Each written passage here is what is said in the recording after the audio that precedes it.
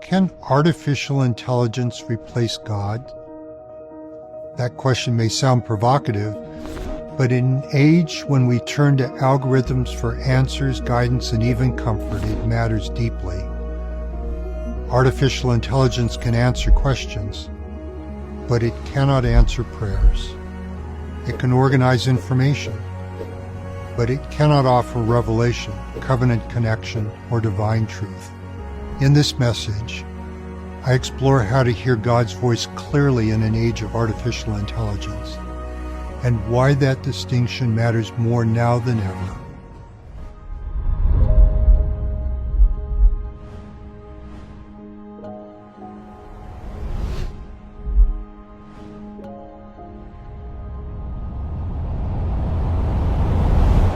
Hello, my name is Gerrit Walter Gong. Gerrit's a Dutch name. Walter, my father's name, is an American name. Gong, of course, is a Chinese surname. I'm the only person I know with a Dutch first name, American middle name, and Chinese last name. I'm a Silicon Valley kid. The term Silicon Valley came into use as I was coming of age. My father co-authored a physics textbook called Mechanics with a man who won a Nobel Prize for researching semiconductors and discovering the transistor effect.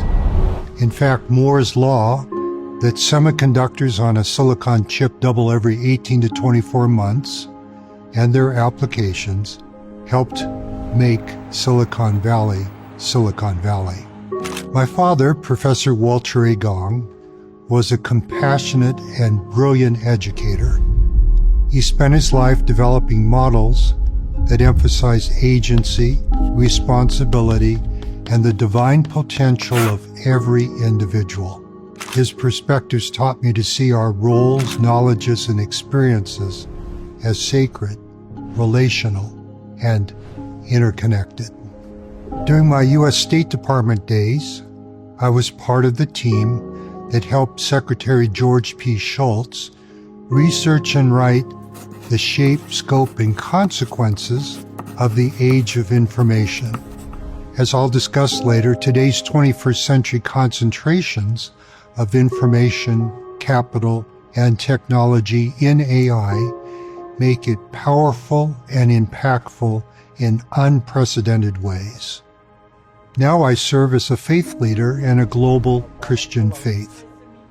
As I visit people in over 100 countries, I find everywhere a deep love of humanity, an appreciation for life and learning, and a commitment to every individual's potential for personal growth. Everywhere, I also find deep concern about AI, a defining issue of our time. The Internet of Things is becoming the artificial intelligence of things. Everything's becoming connected. Our phones, watches, doorbells, cars, factories, energy grids. Virtually everything around us is collecting and communicating, and that information is being interpreted, analyzed, and acted upon. Acknowledging these remarkable trends, I prepared 6 brief episodes. I titled them Faith, Dignity, and Human Flourishing, Hearing God's Voice in an Age of Artificial Intelligence. I want to be clear about real challenges and concerns, but I also want to talk about AI from a perspective of faith and hope. I want AI and related technologies to change our world for the better, to narrow digital divides, to expand human flourishing, and to enhance faith, moral clarity, human meaning, and possibility.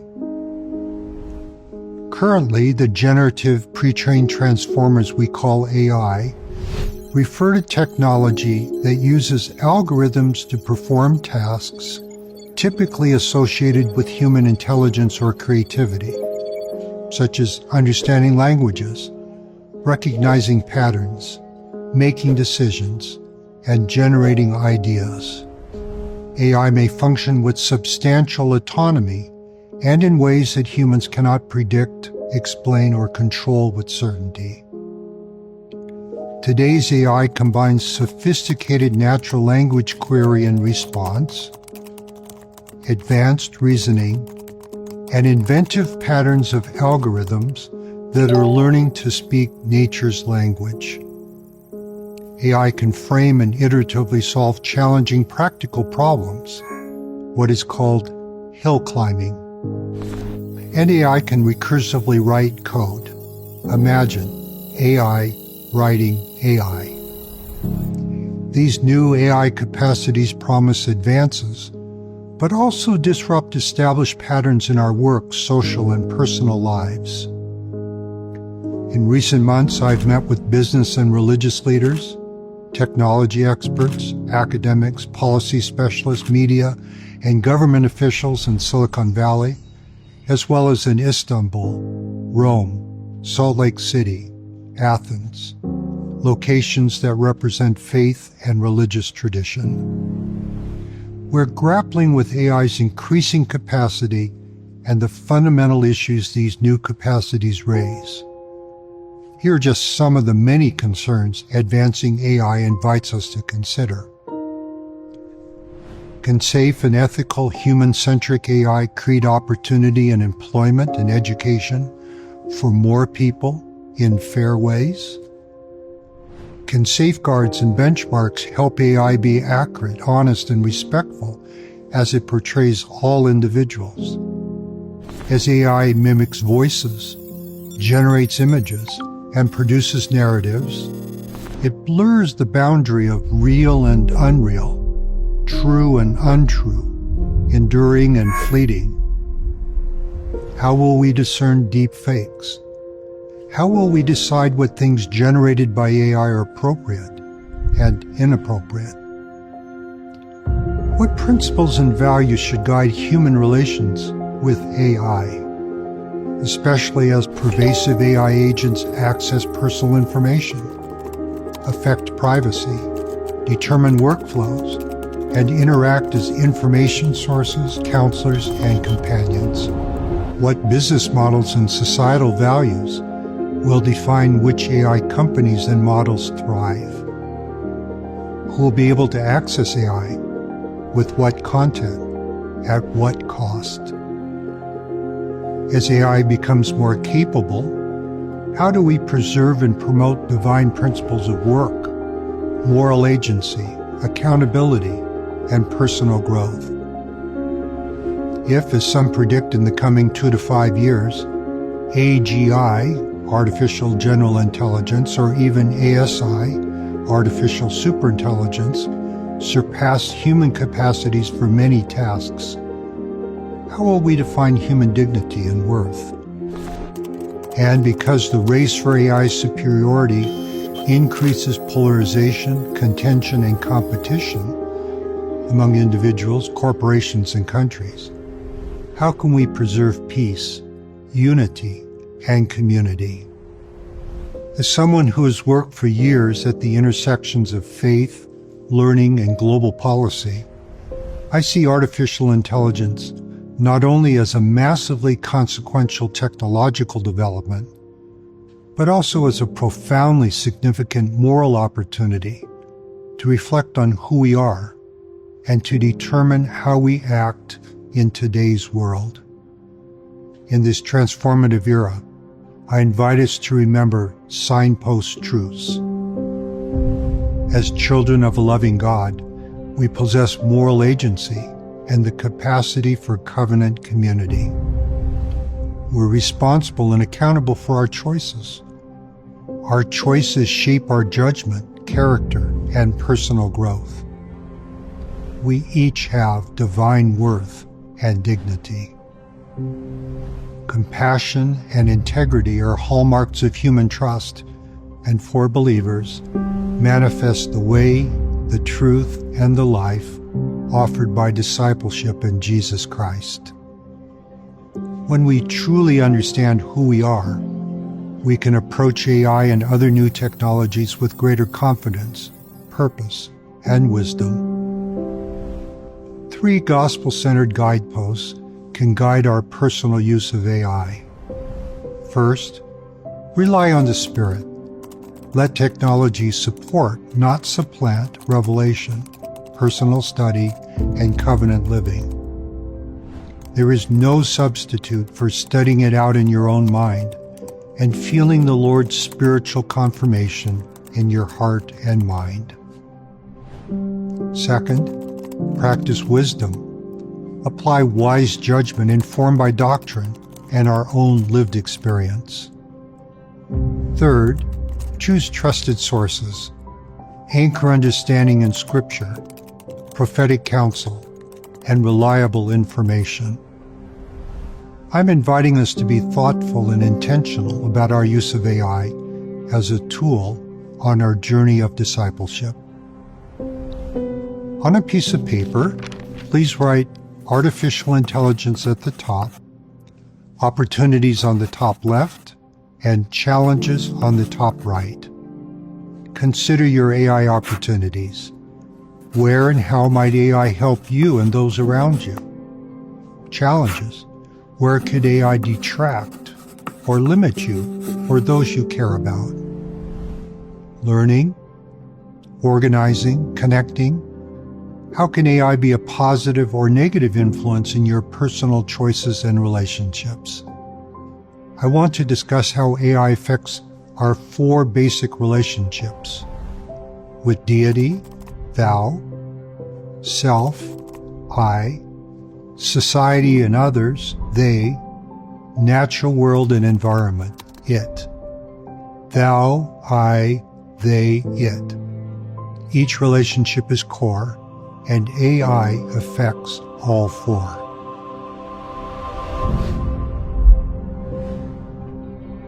We begin at the beginning. In the beginning, God created the heaven and the earth. And God said, "Let there be light," and there was light. And God saw the light, that it was good.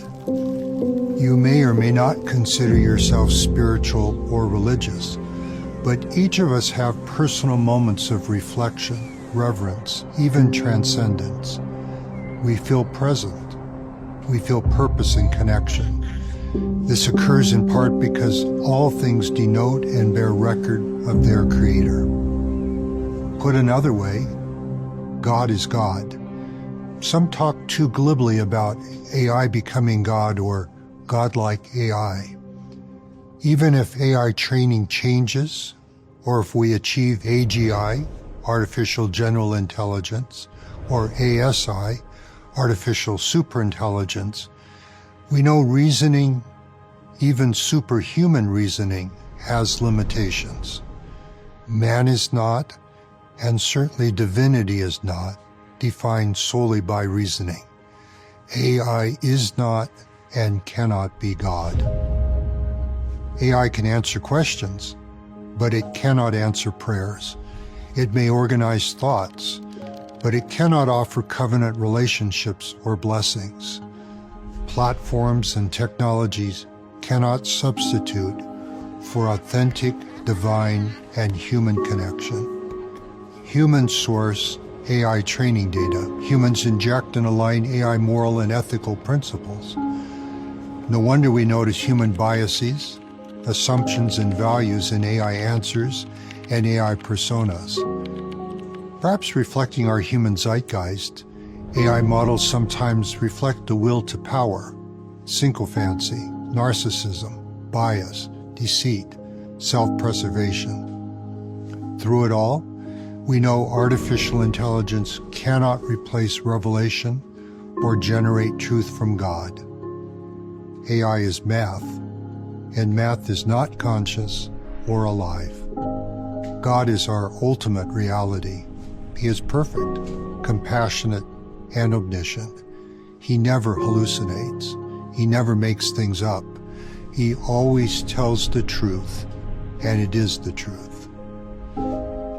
Please do not allow AI to come between you and your personal relationship with God. As a creation of God, man can create AI, but AI cannot create God. By its nature, artificial intelligence is in some ways always artificial. Deity is never artificial, at any time, in any way. The world's great religious, philosophical, and ethical traditions have guided human civilization and society for millennia. We need that wisdom and values to help anchor AI today. The Vatican statement on AI, called Antiqua and Nova, Old and New, begins with a clarion reminder. Our human stewardship for the created world includes governing the gift of intelligence so it enhances human progress and the common good. In the Jewish tradition, the Rabbah describes a profound difference between a human soul and artificial intelligence. In an Islamic perspective, the Adamic covenant signifies the primordial moral bond between humanity and God vertically and among human beings horizontally. In my faith tradition, that of a global Christian faith, we believe the spirit and the body are the soul of man. The elements are eternal, and spirit and element, inseparably connected, receive a fullness of joy. AI is mathematical algorithms and machine may display significant reasoning capacities, as a sophisticated computer may, and AI may reflect some elements of persona and personality. But AI does not represent, as a human soul does, the coming together of divine spirit and physical body. Scripture, including restoration scripture, helps us distinguish among divine intelligence, human intelligence, and artificial intelligence. Genesis chapter 11 recounts the time when men, with one language and one speech, said, "Go to, let us build a city and a tower, whose top may reach unto heaven. Therefore is the name of it called Babel." In this biblical account of the Tower of Babel, we understand God's displeasure at the human arrogance of men who thought they could build a physical tower to rival heaven. A Jewish chief rabbi adds an interpretation from the Midrash, the traditional commentary on the Torah. This reading of the Midrash says, frenzied to build a physical tower, men wept more when clay bricks were broken than when human beings making the bricks died. When men promoted material things like clay bricks and towers above the lives and values of human individuals, it is no wonder the God of heaven grieved. Our great religious traditions assert nobility and potential for men and women because of covenant connection with the Thou. Divine connection with God also defines a shared relationship together. The Southern African word Ubuntu, I am because we are. I and thou can make we. Thou and I and they together remind us of the familiar saying, is the fatherhood of God, which makes possible the brotherhood and sisterhood of men and women everywhere. So, please do not let AI technologies inadvertently create your image of God in the image of AI. Learn who God truly is through His Word and Spirit. Sometimes it may feel like heaven is quiet. Learn to hear God's voice through inspiration. God is not a chatbot or search result that answers questions what it thinks we want to hear. God knows our intents, the hopes and longings of our hearts, the anguish and joys of our souls. He listens. He hears. He answers. God creates and entrusts us with opportunities and experiences to work, learn, create. In my faith, we believe the glory of God is intelligence, or in other words, light and truth. We believe whatever principle of intelligence we attain unto in this life, it will rise with us in the resurrection. Indeed, if a person gains more knowledge or intelligence in this life through his diligence and obedience than another, he will have so much the advantage in the world to come. No wonder we invite you to learn through your own best efforts, through your own best work, where you work hard and smart, where you acknowledge your work, not claiming AI work as your own. Here's a vital principle. The more we work with intent, diligence, and effort, the more and better we benefit from and through our work. Please be wise. If AI can help your work, please consider using it. But please recognize the difference between AI helping tutor you to enhance your understanding and you simply having AI do your homework with little benefit to your learning. If we let it, AI can let us slip into being lazy, dependent, perhaps dishonest. Please do not let AI replace you in work that would otherwise help you stretch and grow. And please do not take credit and claim as your own work what you know AI has primarily done. When we apply the principle of individual growth through our work and effort, AI can enhance, deepen, enliven our creativity and capacity. As a tool, well used, AI can help us. This is especially true when we're doing and growing through our efforts and work. Specifically in a religious setting, we do not grow spiritually if we let AI write our talks or lessons, or do our seminary or institute homework. While AI can be a useful tool for online research, editing, translation, and other tasks, we should not use AI to create or write our initial drafts or final versions of our spiritual messages. Let spiritual preparation and personal testimony lead.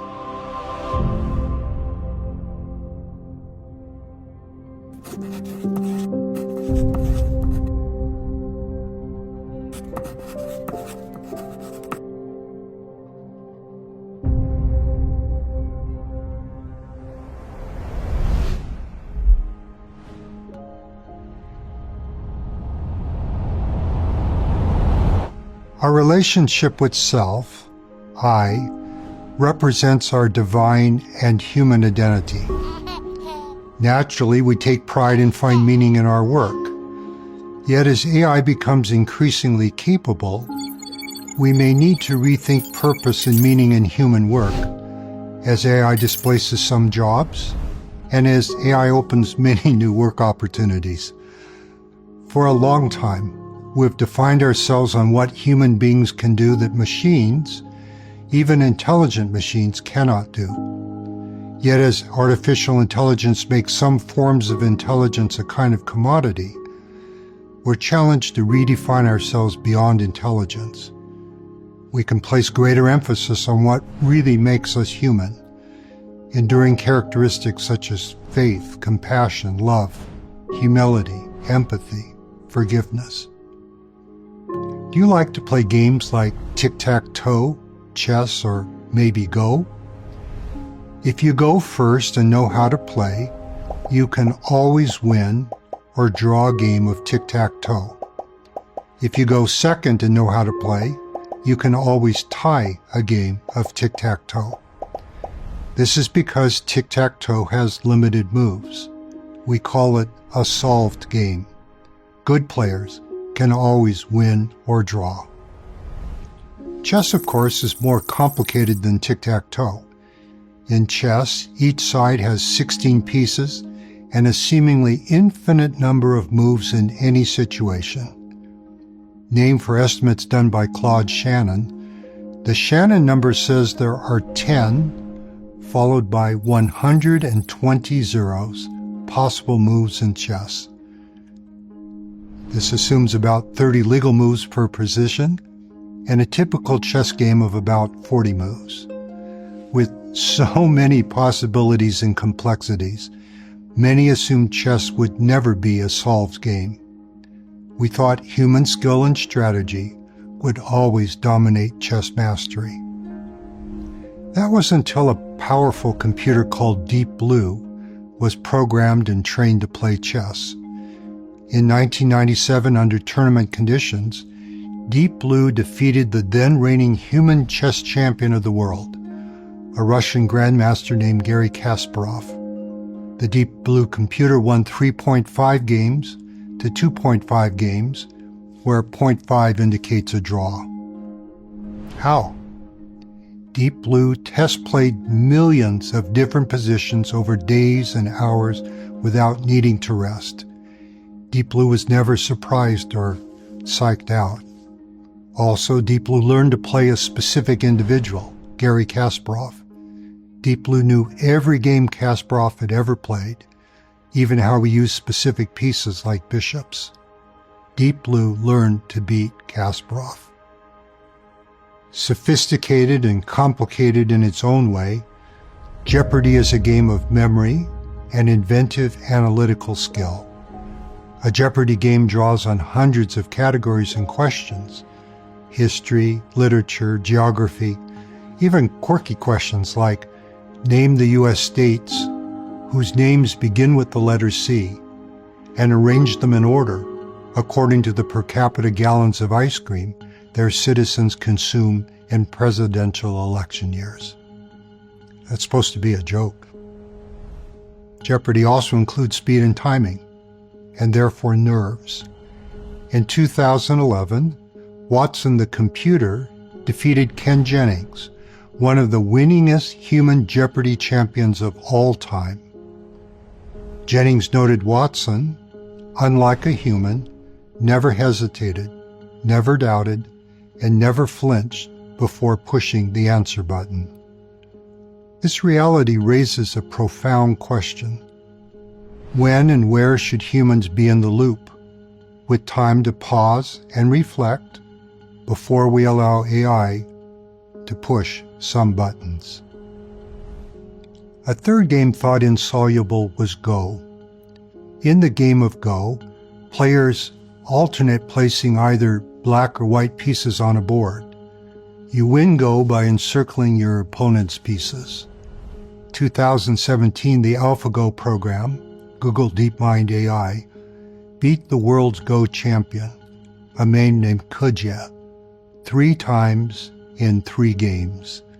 The defeated human champion called AlphaGo the God of Go. Of significance, AlphaGo was programmed to train itself by playing itself millions of times. AlphaGo played more games than a human could play in their lifetime. In the process, AlphaGo developed inventive and novel strategies. AlphaGo learned to place pieces in unprecedented places, unseen and unexpected in human play. Sometimes the strategic importance of novel piece placements only became evident many moves later. Well, Deep Blue in 1997, Watson in 2011, and AlphaGo in 2017 respectively defeated the human world champions in chess, Jeopardy, and Go. An age of artificial intelligence was born in the popular mind with ChatGPT's public debut in November 2022. Since then, some 1.4 billion individuals, 1 in 6 people worldwide, are now estimated to use AI tools regularly. This form of artificial intelligence is one of history's fastest technology adoptions. Now, AI can pass a college credit AP exam, legal bar, or doctor's medical exam with high scores. AI can paint a picture, narrate a movie, write a hit country music song. AI can fold proteins, spot signal from noise in massive amounts of information. Artificial intelligence can manage inventory, spot consumer purchasing trends, tweak, monitor, send personalized advertising messages to millions of people.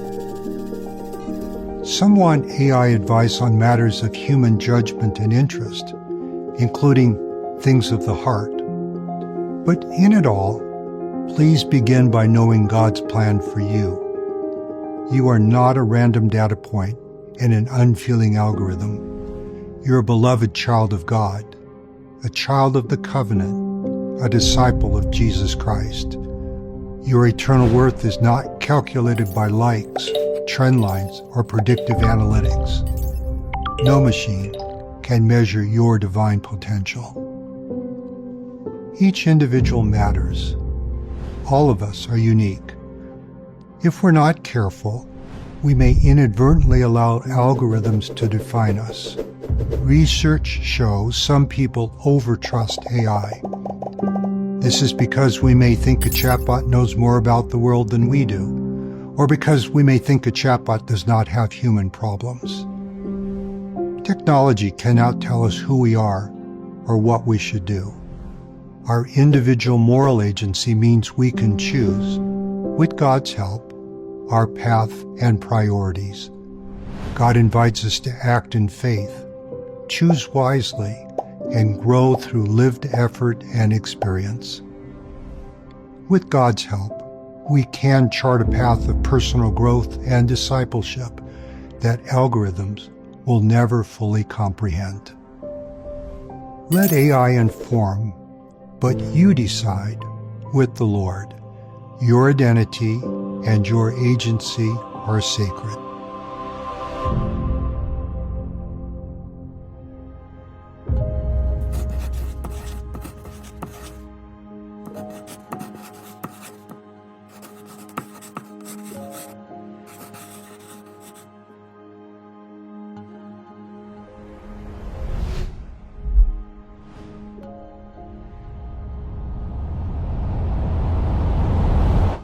Our relationship with the Thou teaches we belong in community with other people in society with they. When we together confront pandemics, wildfires, or quietly meet daily needs, we receive inspiration and strength. As we counsel together, we listen to each person and the Holy Spirit. Authentic human relationships matter. Compassion, kindness, optimism, they require lived experience and authentic relationships. Faith and authenticity are manifest when we commit that no one sits alone. No one sits alone means no one sits alone spiritually or emotionally. Especially no one should sit alone, lonely or emotionally dependent with an AI chatbot. Monologue with an AI algorithm is different than dialogue with a human friend or family member. We move into a gray area when we think AI can counsel us on personal questions like which job to take or who to marry or where to find God. My heart goes out to those who confide for hours in AI chatbots, thinking those AI chatbots listen or know them. AI chatbots do not. Some AI chatbots only run algorithms designed to encourage more human screen time. Will you please put your finger on your nose? This is a fun mnemonic, a memorable way to promise ourselves and those around us that we will not let any human person feel an AI chatbot listens or cares for them more than we as fellow human beings ought to. Thank you. Of course, none of us is perfect in how we listen and understand each other. None of us is as attentive, as willing to please 24/7 as an AI chatbot. And that's a reason we need human they belonging with each other. Real human relationships are not solipsistic, us talking to ourselves. Real relationships are human relationships. Covenant belonging is not selfish. It does not focus primarily on the self, particularly if that self is us doing only what we want. Thou and they go together because thou covenant belonging gives us they. We need thou, they, and I together. Of course, AI interfaces can help us learn to cook, find adventure locations, improve our pickleball third shot drop. AI can help us plan activities, translate messages, organize our schedule, but then let us spend our best energy with people. Computer-assisted tools can help connect us with family, past and present, what we call family history or genealogy. I love that we may feel alone in the world until family history and genealogy deeply connect us with family we may have never known. My wife and I traveled to Loughborough, England, to place a memorial marker on the grave of Mary Ann and Joseph Cunningham, my wife's second great-grandparents. For 160 years, Mary Ann and Joseph were buried in unmarked paupers' graves. An inspired genealogist helped us to locate those graves. He used state-of-the-art computer-assisted tools. He also searched the cemetery the good old-fashioned way, by checking graves one by one. AI and technology can help us connect our names into relationships that place and unite us in an eternal family. As you may know, Manchester, England is one of the places where the 19th century Industrial Revolution began. The Industrial Revolution transformed relationships between people and things and among people in society. Now, artificial intelligence is changing our day in even more profound ways than the Industrial Revolution transformed its day. In our personal lives, please use AI for logistics and drafts, but not as a substitute for trusted relationships. Set boundaries. If you feel tempted to confide more in a chatbot than in a friend, a parent, or leader, may I invite you to reach out today, now, to a real person who knows and loves you. Trust in God and those around you who do know and love you. God knows you better and loves you more than you know or love yourself. This is the reason He gives us each other. That can never be said for an AI chatbot. Our 4 core relationships also include the natural world and environment, the it, another relationship AI is changing. Prioritize real conversations with real people. Let algorithms assist, but spend your best energy with people.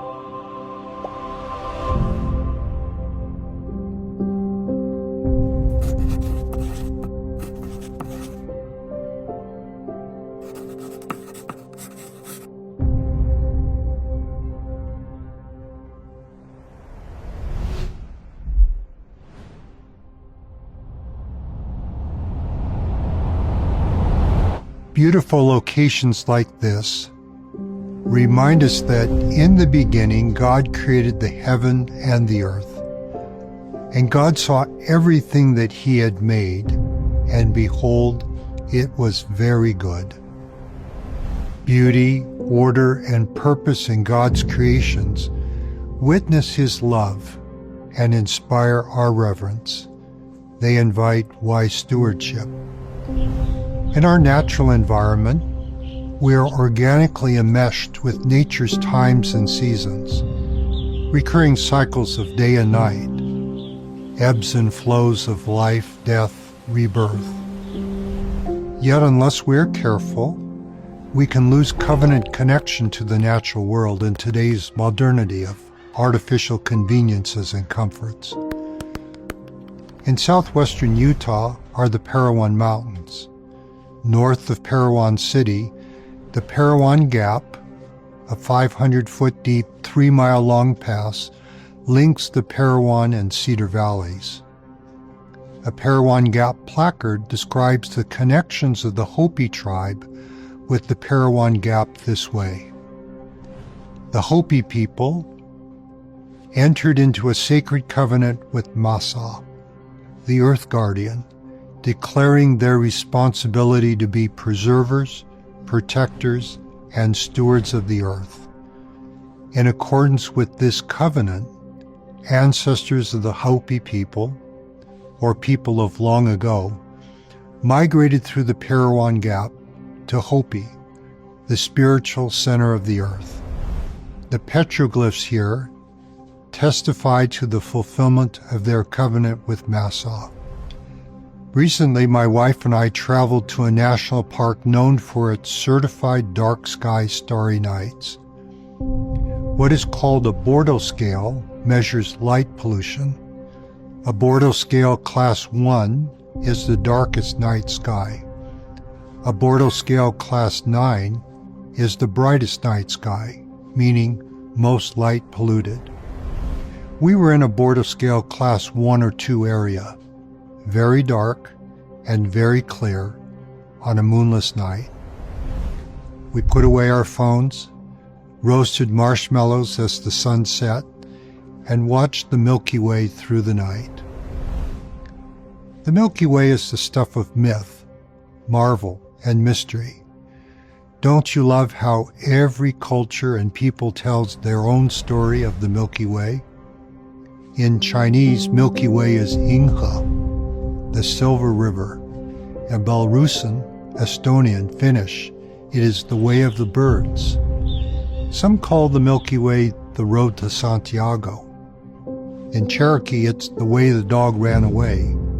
In Hebrew, the River of Light.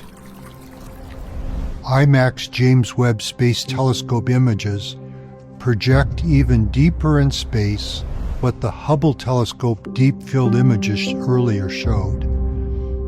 As the great prophets Moses and Abraham testify, God's creations include worlds without number, galaxies on galaxies, even in places where the night sky seems empty. The great French author Victor Hugo, in Les Miserables, puts it this way: nothing is small, actually. Anyone who leaves themselves open to nature knows this. Algebra applies to the clouds. The radiance of the star benefits the rose. There are miraculous relationships between beings and things in this inexhaustible whole. From sun to aphid, no one looks down on anyone else. Everyone needs each other. Truly, all things denote there is a God, yea, even the earth and all things that are upon the face of it, and its motion, yea, and also all the planets which move in their regular form, do witness there is a supreme Creator. Yea, all things which come of the earth, in the season thereof, are made for the benefit and the use of man, both to please the eye and to gladden the heart. Beauty, says author Marilyn Robinson, is the signature of God. An important way to know God is to discern His signature in creations made to gladden the heart.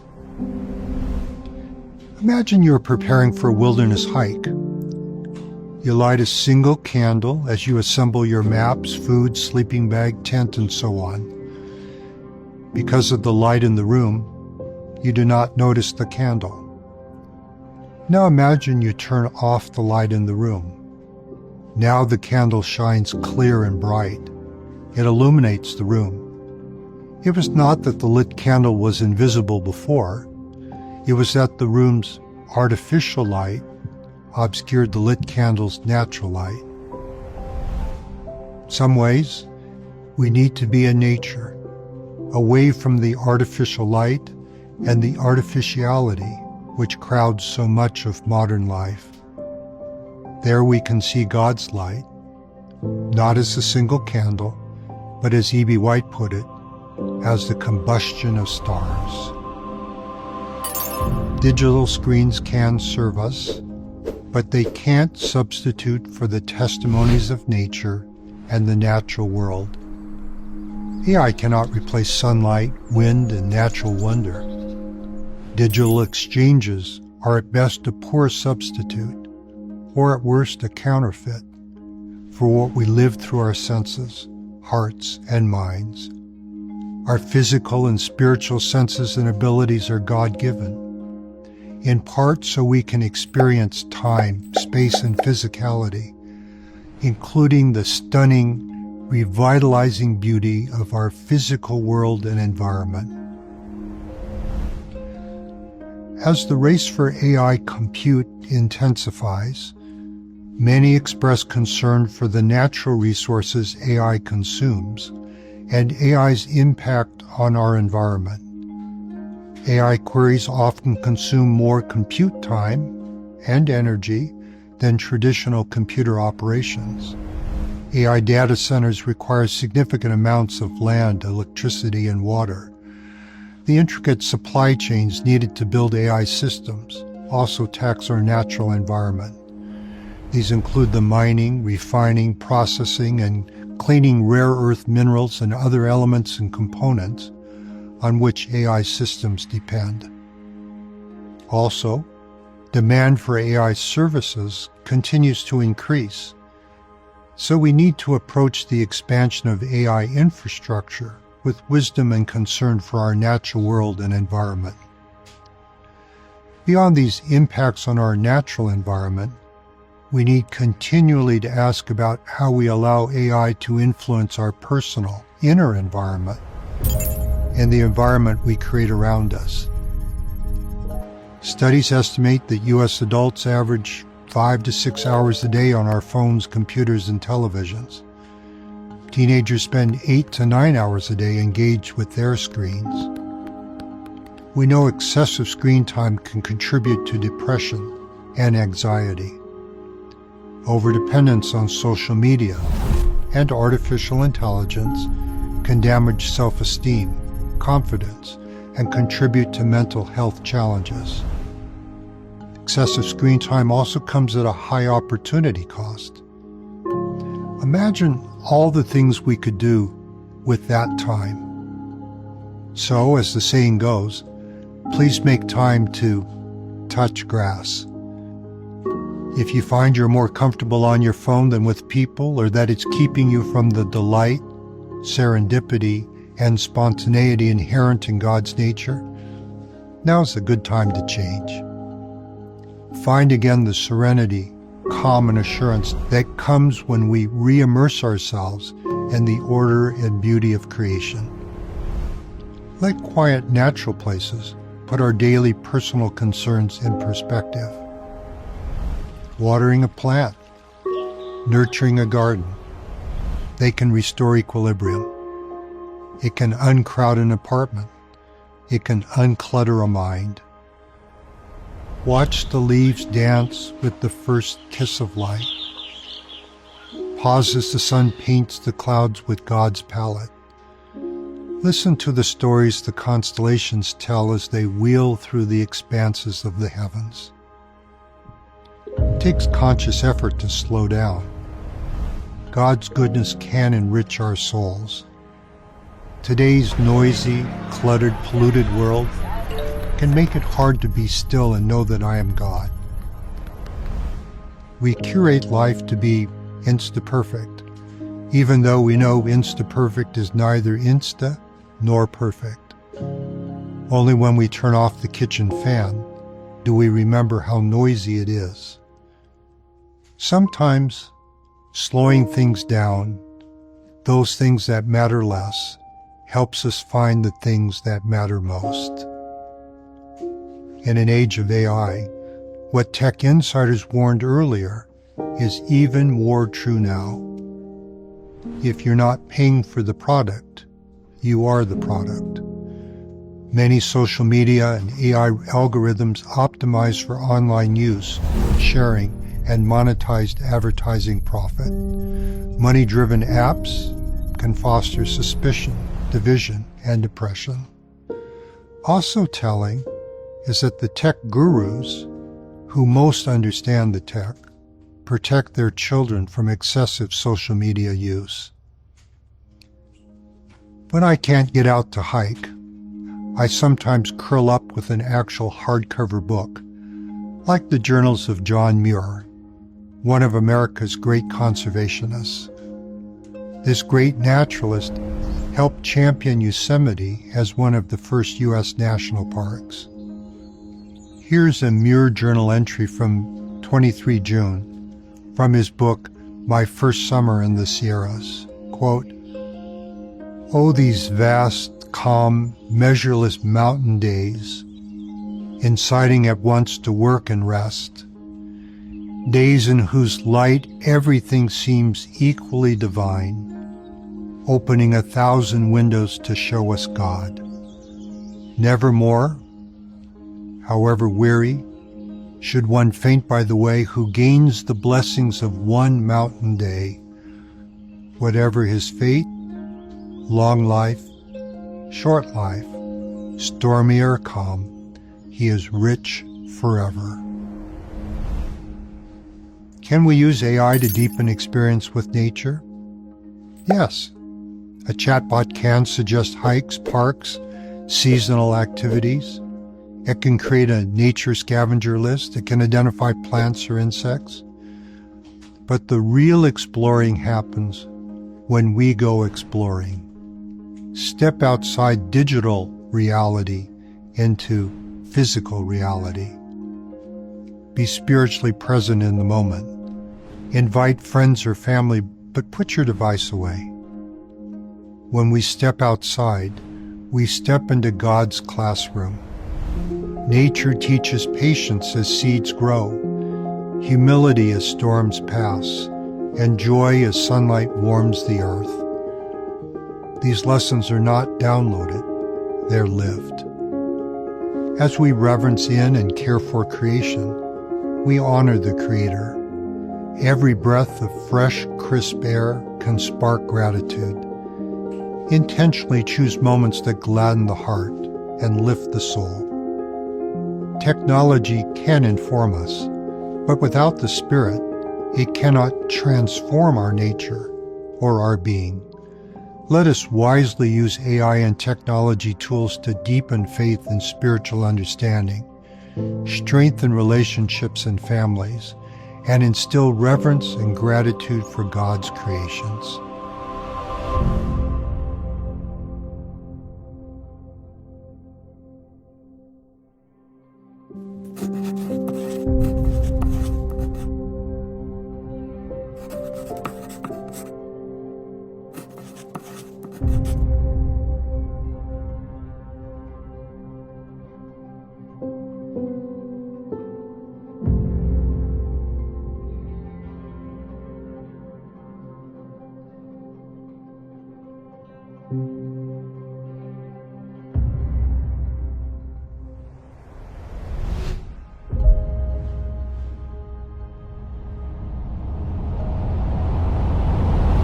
Discipleship is a covenant journey.